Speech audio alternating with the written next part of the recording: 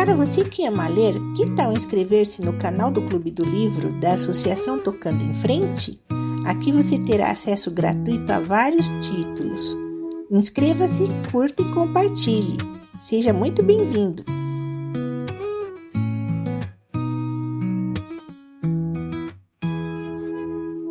Yaya Garcia, capítulo 3, parte 1. Luiz Garcia pouco trabalho teve no ânimo de Jorge. A resolução deste, uma vez declarada, não recuou mais. Não desconhecia o moço que a empresa a que metia ombros era crespa de dificuldades. A guerra, sobretudo depois do desastre de Curupaiti, prometia durar muito. Não havia desânimo e o governo era auxiliado eficazmente pela população. Jorge obteve uma patente de capitão de voluntários. 20 dias depois da conversa no terraço da Rua dos Inválidos, apresentou-se Jorge em Santa Teresa, fardado e pronto, de tal modo, porém, que era ainda difícil separar o casquilho do militar. A mesma tesoura que lhe cortava os fraques talhara a farda de capitão. Trazia à cintura uma banda vermelha, cujas pontas caíam graciosamente ao lado.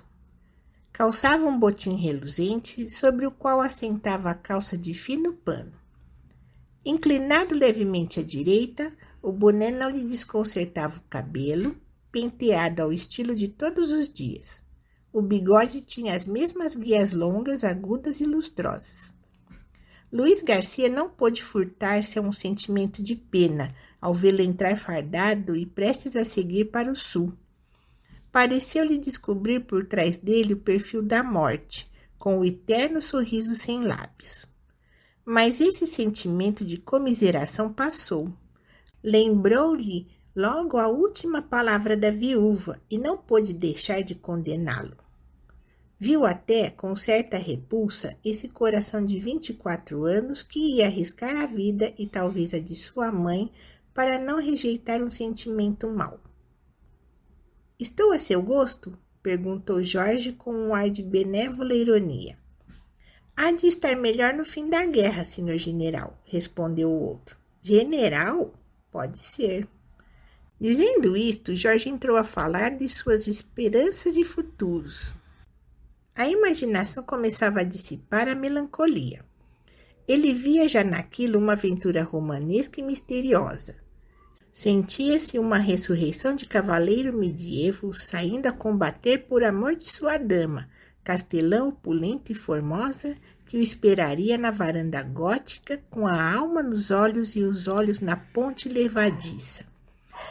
A ideia da morte ou da mutilação não vinha agitar-lhe ao rosto suas asas pálidas e sangrentas.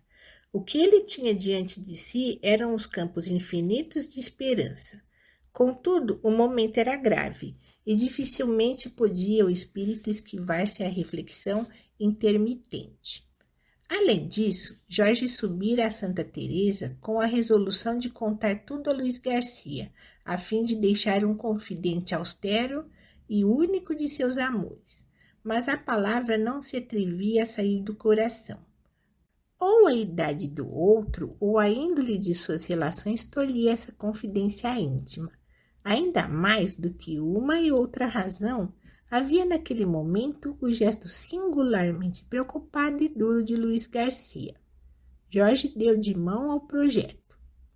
"Dê-me um abraço de despedida", disse ele. "Embarco amanhã." "Já amanhã?" "Vim despedir-me do senhor." Luiz Garcia considerou-o silenciosamente durante 2 ou 3 minutos. Depois apertou-lhe as mãos. "Vá", disse. "Trabalhe pela terra. Não se poupe a trabalhos, nem se exponha sem utilidade. Em todo caso, obedeça à disciplina e não se esqueça um só dia de sua mãe." Jorge saiu e desceu a passo largo e trêmulo na direção da rua de Dona Luísa. A meio do caminho parou, como se quisesse tomar outra direção. Ergueu os ombros e prosseguiu. Ia mergulhado em si mesmo e só deu acordo ao parar diante de uma casa daquela rua. Antes de lá entrar, vejamos quem eram os moradores. O defunto marido de Valéria, no tempo em que advogava, tinha um escrevente que, mais ainda do que escrevente, era seu homem de confiança. Chamava-se o senhor Antunes. A fortuna troca às vezes os cálculos da natureza. Uma e outra iam de acordo na pessoa daquele homem, nado e criado para as funções subalternas. Familiar com todas as formas da adulação, o senhor Antunes ia do elogio hiperbólico até o silêncio oportuno. Tornou-se dentro de pouco não só um escrevente laborioso e pontual, mas também, e sobretudo, um factotum do desembargador, seu braço direito, desde os recados eleitorais até as compras domésticas, vasta escala em que entrava o papel de confidente das empresas amorosas. Assim que nunca lhe fez míngua a proteção do desembargador. Viu crescer-lhe o ordenado, multiplicaram-se-lhe as gratificações. Foi admitida a comer algumas vezes em casa, nos dias comuns, quando não havia visitas de cerimônia. Nas ocasiões mais solenes, era ele o primeiro que se esquivava. Ao cabo de 3 anos de convivência, tinha consolidado a situação. Justamente nesse tempo, sucedeu morrer-lhe a mulher, de quem lhe ficou uma filha de 10 anos, menina interessante, que algumas vezes visitara a casa do desembargador. Este fez o enterro da mãe e pagou o luto da filha e do pai. O senhor Antunes, que não era de extremas filosofias, tinha a convicção de que debaixo do sol nem tudo são vaidades, como quer o Eclesiastes, nem tudo perfeições, como opina o doutor Pangloss. Entendia que a larga ponderação de males e bens e que a arte de viver consiste em tirar o maior bem do maior mal. Morta a mulher, alcançou do desembargador um enxoval completo para fazer entrar a filha num colégio, visto que até então nada aprendera e já agora não podia deixá-la sozinha em casa. O desembargador dera o enxoval. Algumas vezes pagou o ensino. As visitas amiudaram-se, a criança, que era bonita e boa, entrou manso no coração de Valéria, que a recebeu em casa no dia em que a pequena concluiu os estudos. Estela era o seu nome, tinha então 16 anos. Pouco antes falecera o desembargador. O senhor Antunes recebeu 2 golpes em vez de um, o de o ver morrer e o de não o ver testar. Os aneurismas têm dessas perfídias inopináveis. A fim de emendar a mão à fortuna, o pai de Estela concentrou na viúva a atenção que até então repetira entre ela e o marido, fato que, aliás, decorria da própria obrigação moral em que se achava para com a família do desembargador. Estela devia a essa família educação e carinho. Podia talvez ir a dever-lhe um dote, um marido e consideração. Quem sabe, talvez o coração de Jorge vinculasse as 2 famílias. Esta ambição afagava o senhor Antunes no mais profundo de sua alma. Jorge estava prestes a concluir os estudos em São Paulo. Ia na metade do 4º ano. Vindo à capital durante as férias, achou-se distante de uma situação inesperada. A mãe esboçara um projeto de casamento para ele. A noiva escolhida era ainda parenta remota de Jorge. Chamava-se Eulália. Tinha 19 anos na certidão de batismo e 30 no cérebro. Era uma moça sem ilusões nem vaidades, talvez sem paixões, dotada de juízo reto e coração simples, e sobre tudo isso uma beleza sem mácula e uma elegância sem espavento.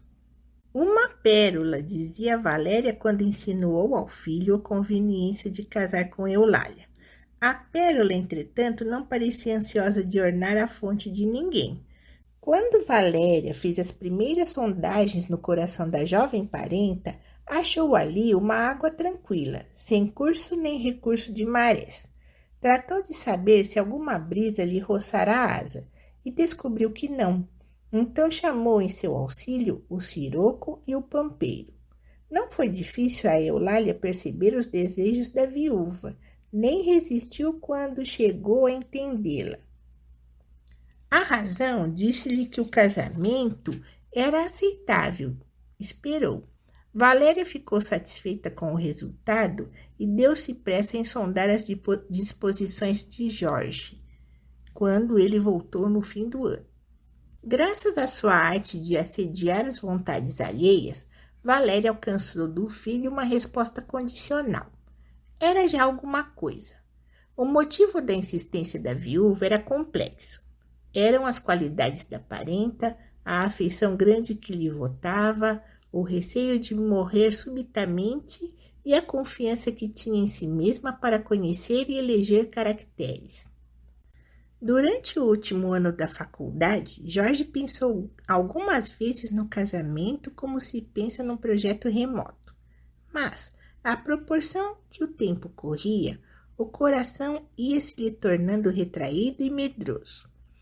Uma vez formado, deu de mão à ideia, não teve a franqueza de o declarar à mãe, e Valéria esperou confiadamente que o coração do filho dissesse noutra língua aquilo que ela já lhe havia dito na sua. Para conhecer exatamente o motivo da repulsa de Jorge em relação a uma moça, cujas qualidades deviam tentar qualquer outro, convém não esquecer que essas qualidades eram justamente as mais avessas à índole do filho de Valéria. Não bastava ser elegante, bonita, discreta e mansa. Era preciso alguma coisa a mais, que exatamente correspondesse à imaginação dele. Faltava-lhe um grande romanesco. A isso acrescia um sentimento novo, que se apossou dele ao cabo de 3 semanas depois da chegada ao Rio de Janeiro. A vista cotidiana de Estela produziu em Jorge uma impressão forte.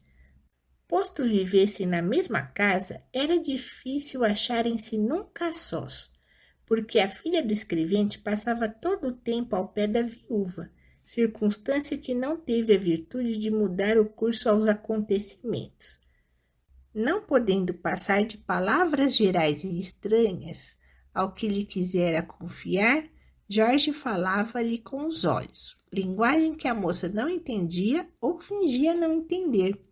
A imperturbável seriedade de Estela foi um aguilhão mais, não menos cruel que a gentileza de suas formas e certo ar de resolução que lhe transparecia do rosto quieto e pálido. Pálida era, mas sem nenhum tom de melancolia ascética. Tinha os olhos grandes, escuros, com uma expressão de virilidade moral que dava à beleza de Estela o principal característico. Uma por uma, as feições da moça eram graciosas e delicadas, mas a impressão que deixava o todo estava longe da meiguice natural do sexo. Usualmente trazia roupas pretas, cor que preferia a todas as outras. No de enfeites, o vestido punha-lhe em relevo o talhe esbelto, elevado e flexível. Nem usava nunca trazê-lo de outro modo, sem embargo de algum dique horrenda com que a viúva a presenteava de quando em quando. Rejeitava de si toda a sorte de ornatos, nem folhos, nem brincos, nem anéis. Ao primeiro aspecto, dissera-se um Diógenes feminino, cuja capa, através das roturas, deixava entrever a vaidade da beleza que quer afirmar-se tal qual é, sem nenhum outro artifício. Mas, conhecido o caráter da moça, eram 2 os motivos: um sentimento natural de simplicidade e, mais ainda, a consideração de que os meios do pai não davam para custosos atavios e assim não lhe convinha afeiçoar-se ao luxo. "Por que não põe os brincos que mamãe lhe deu a semana passada?" perguntou Jorge a Estela, um dia em que havia gente de fora a jantar. "Os presentes mais queridos guardam-se", respondeu ela, olhando para a viúva. Valéria apertou-lhe a ponta do queixo entre o polegar e o indicador. "Poeta!" exclamou sorrindo. "Você não precisa de brincos para ser bonita, mas vá pô-los, que lhe ficam bem." Foi a primeira e última vez que Estela os pôs. A intenção era patente demais para não ser notada, e Jorge não esqueceu nem a resposta da moça, nem o constrangimento com que obedeceu. Não podia supor-lhe ingratidão, porque via a afeição com que Estela tratava a mãe. Em relação a ele, não parecia haver afeição igual, mas havia certamente respeito e consideração. Rara vez familiaridade e ainda assim uma familiaridade enluvada, um ar de visita de pouco tempo.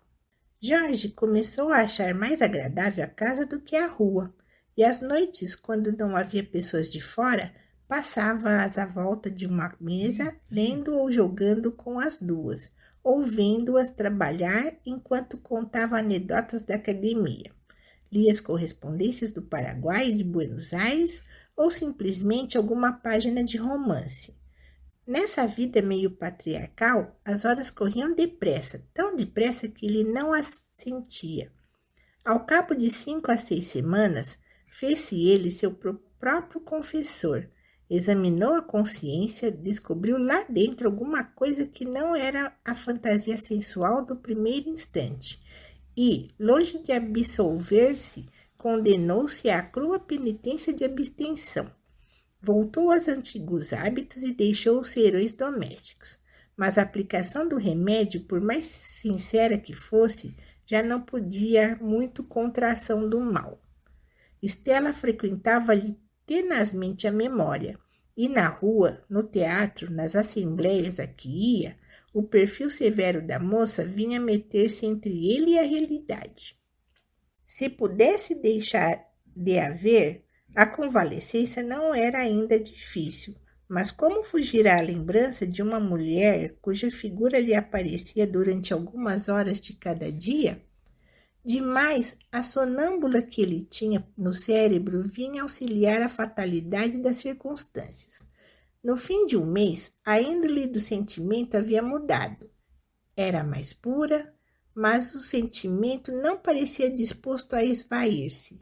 Era mais violento. Como o Sr. Antunes levasse a filha uma noite a visitar a pessoa de sua amizade, Jorge aproveitou a circunstância para insinuar a Valéria a conveniência de restituir Estela a seu pai. Por quê? Perguntou a viúva. Sempre é um tropeço, uma pessoa estranha metida entre nós, replicou Jorge. Não lhe nego que tem boas qualidades, mas é uma pessoa estranha. Que importa se me dou bem com ela? Conheço-a desde pequena. É uma companhia melhor do que qualquer outra. Mas por que te lembras disso agora?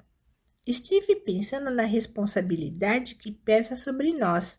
Se fosse nossa parenta, vá. Não se podia dispensar a obrigação. Mas não sendo, creio que era melhor libertarmos-nos. Descansa. Quando for o tempo, caso-a. O que não admito é algum marido de pouco mais ou menos. Há de ser pessoa que a mereça. Não sabes o que vale aquela menina. Não é só boa, tem certa elevação de sentimentos. Nunca me desatendeu e nunca me adulou. Jorge confirmou com a cabeça e não disse mais nada. O que acabava de fazer não passava de uma tentativa sincera, mas frouxa, para arredar Estela da casa. Era um imposto pago à consciência. Kitty, com ela, entregou-se aos acontecimentos, confessando a si mesmo que o perigo não era tão grave, nem o remédio tão urgente. Finalmente, que ele era homem.